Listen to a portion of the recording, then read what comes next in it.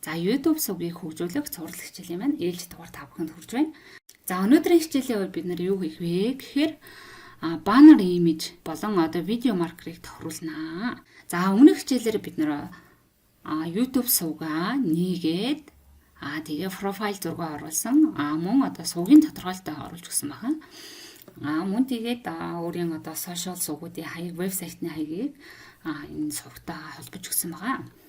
Мөн энэ сувгаа баталгаажуулж сувгийн зарим одоо төвжөөнүүдийг тайлсан байгаа тийм ээ.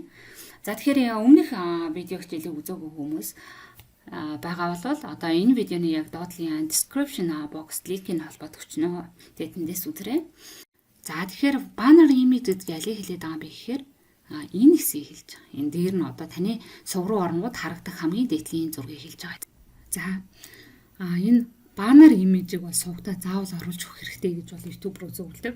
Яагаад заавал оруулж өгөх хэрэгтэй юм бэ гэхээр одоо таны сувг руу хин нэгэн зочлоо гэхэд энэ баннер имиж бол хамгийн түрүүнд харагддаг.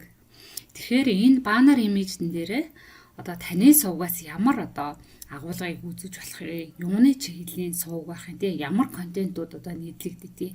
Тэгээд тэр хүн одоо энэ сувгаас ер нь ямар үнцнийг авах вэ гэдгийг нэм илэрхийлсэн одоо текст дийг бол эндээ оруулж өгөх хэрэгтэй гэж зөвлөжсэн. Дээр нь одоо бас тэгээд ер нь бол ингээ өөрийнхөө зургийг оруулаад ингээ тавих нь илүү байдаг. Тийм болохоор баннер имижэндээ одоо сувгатаа нийтлэгдэж байгаа контентынхаа түлхүүр үг тийм өрөө үг энэ төрөө бол ингээд бичээд оруулах гэдэг.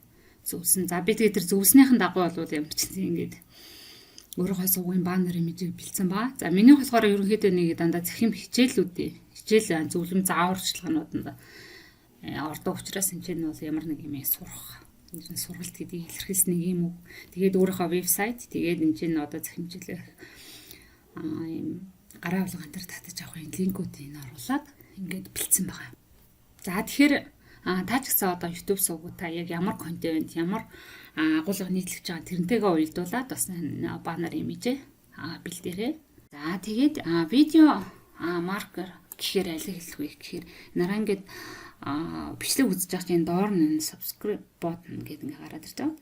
Энийг яаж хийхээ үзүүлэх болно. Тэгээд энд нь бол лого юм уу эсвэл өөр зурагч байж болно. За үүнийг хийхийн тулд бид нэр яаж хийх вэ гэхээр профайл зурган дээрээ дарангууд гарч ирж байгаа зэснээс энэ YouTube Studio. За YouTube Studio энэ Customer Channel гэсэн энэ Customer Channel гэсэн товч YouTube Studio гэсэн линк хоёрдоо дарахаар ус нэг л хувцас руу хуцыг дуудана. За одоо бүгдээрээ яг энэ Customer Site Channel гэдэг бот нь болохоор арай хурдан дуудах боломжтой. За ингээд өмнөх хичээл дээр бид нэр basic info гэдгийг тохируулсан. Одоо branding гэж ороод энэ одоо энэ banner image, video marker гэдгийг тохируулж өгнө. За тэгэхээр энэ banner image болохоор яг юм стандарт хэмжээтэй байдаг. Мөн video marker гэсэн бас юм одоо юм усан тэмдэглэл гэж юм орчуулж тэгдэг л. Энэ нь болохоор бас юм өөрөнгөс стандарт хэмжээтэй байх нь тийм ээ.